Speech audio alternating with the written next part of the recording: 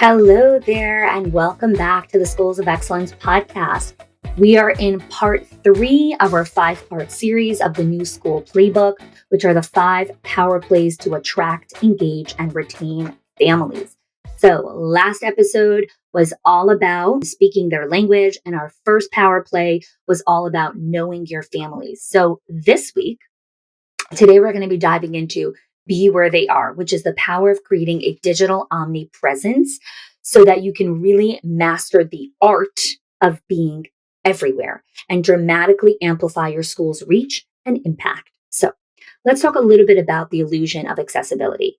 So school leaders, right, have relied a lot on traditional methods of being accessible, whether that's an open door policy, regular newsletters, the occasional school events, and many people are constantly looking for, is there another way for me to be accessible? Is there another way for me to be visible?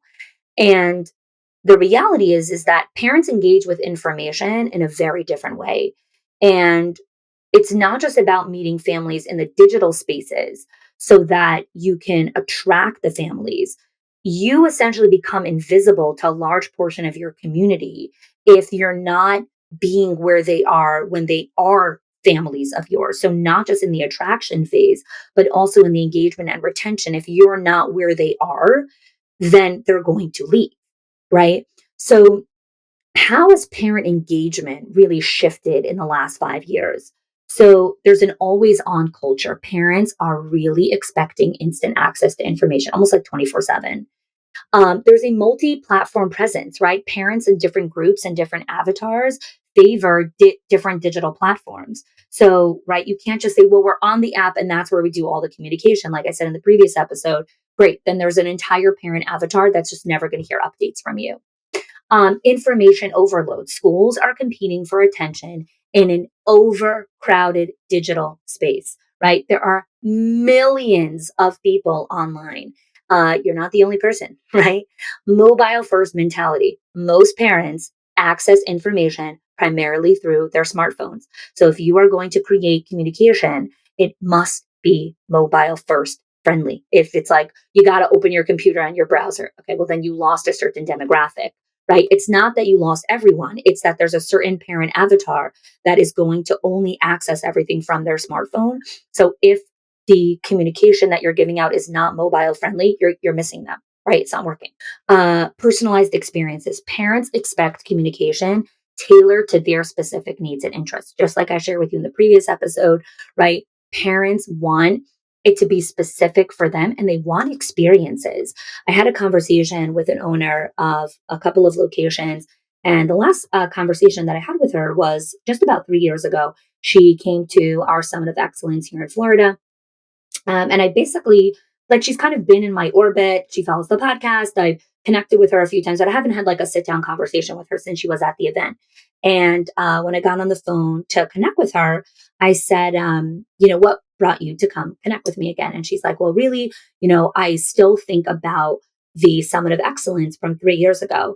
And she's like, I tell a lot of my friends about it, but the thing that I tell everyone about is the food experience that you had at the retreat, just the level of delicacy, the way it was set up, the way it was beautified, just the whole experience. I can't forget it. And I was laughing to myself a little bit because it's been 3 years, right? And she still remembers the experience of the food and how it was set up and how we designed this unique experience. And anyone who's listening, who's been to our events, can attest to how much effort and attention to detail we put into our in-person events and our live event experiences. And the thing is that it has an impact. And parents will talk about experiences that you create inside of your center. And I talk about this when I speak about training the troops, of like training your staff of how to be part of parent retention. When a parent has a positive interaction with your school, they will tell an average of 9 other people about that positive interaction. And we'll dive into that when I talk about the episode on Train the Troops. But this is what I mean by personalized experiences. And so these changes means that the old way of being accessible and present are just not sufficient. Being where your parents are not just about having a website and a Facebook page, it's about creating a comprehensive digital ecosystem that meets parents at every touch point in their journey. So from when they become a prospect to a lead, to a tour, to convert, to a family, to engage them, to retain them all the way through the life cycle of the parent, creating that digital ecosystem is what it means to be where they are, right? So creating increased visibility is not just about being present across multiple platforms. It's about understanding how to reach the parents in your current ecosystem and being visible to them about the types of communication that is important for them to see. The other component is increased engagement. So, if you want parents to engage, are we being where they are in their preferred platforms and communication styles to make it easy for them to engage in the school? Now, you could be like, oh, well, we have these 5 different ways that we engage. Are those the 5 correct ways? You won't know until you do your avatars from the previous episode. Once you have your 3 or 4 avatars, then you're going to have crystal clear clarity from the data that these are the 3 communication methods that your parent avatars need. So you don't need 5, you can drop 2. Now you're saving resources, now you're saving time, now you're saving energy and mental capacity because you only need these 3 to connect to your parent avatars. This is why these exercises, while they take time and energy, are so powerful to really dial in your ecosystem to attract, engage, and retain families, right? You're not just going by, well, this is best practice, or this is what the marketing team told me, and they, are a big marketing agency. I love marketing agencies. We have a marketing agency that works with us, but here's the thing: I never take my pulse off of the messaging of communicating to the market, because guess what? She is not in my market. I am. I talk to people all the time. So even if your marketing team works with childcares, it doesn't matter. They don't know your families. They don't see them every single day. They don't talk to them every single day. They don't know little Sarah's Ben. You do. So you need to connect with them and explain to them who your families are, right? Community building. Digital platforms offer opportunities for parents to connect, but you have to understand how you're building that strong sense of community. Because if you're not understanding that, you're missing so many components. So let's talk about, again, a couple of just next action steps. Parent communication apps, right?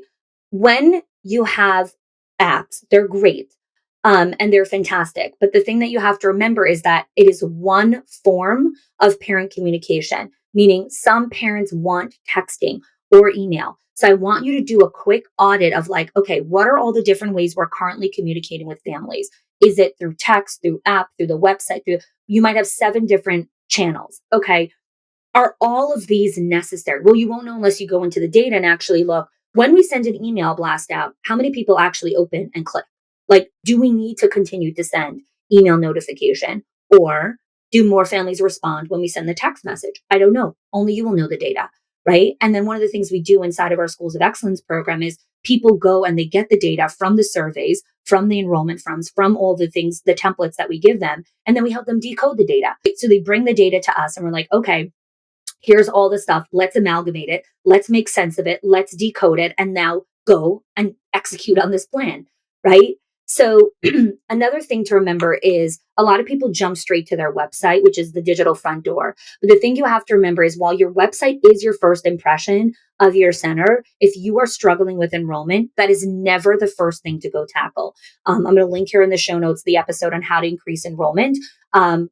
If you need to increase enrollment right away, like if you need to get 10 more kids in the door, do not work on your website. That is literally the least effective tool to get parents in the door within the next 3 weeks. You need to actually run parent circles, actual communication, nose to nose, toes to toes communication and engagement. And I have an entire episode on that. I'll link that here in the show notes.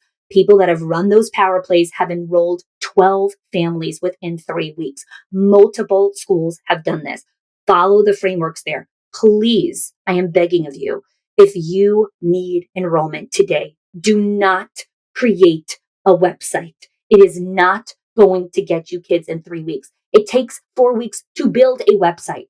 and it takes another few weeks to actually get the SEO and all of the engines to start running and all of the plugins and all of the whatever it is at the back end to start functioning. And then you have to start running ads and marketing campaigns to your website.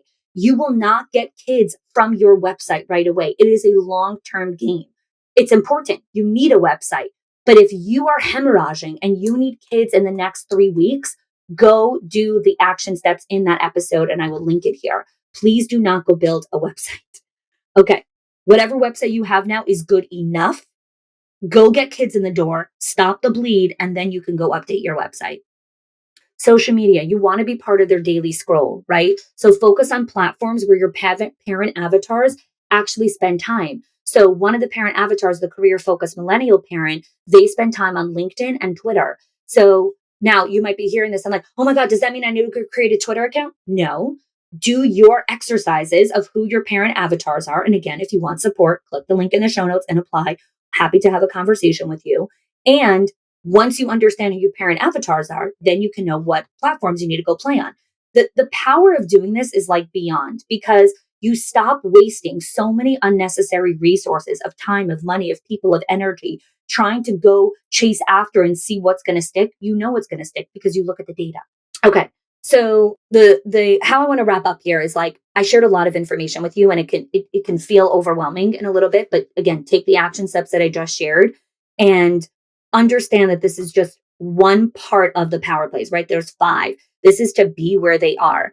Next week, I'm going to be diving into train the troops, which is all about understanding how to train your staff, from your assistant teachers, to the custodian, to the assistant, to the person who sits at the door, to the admin, to the curriculum coordinator, to the regional manager, to the director, to everyone needs to be trained how to build strong, lasting relationships with your school community. And that is what we are going to be doing next week. All right. Thanks so much for joining me. All right. Thanks.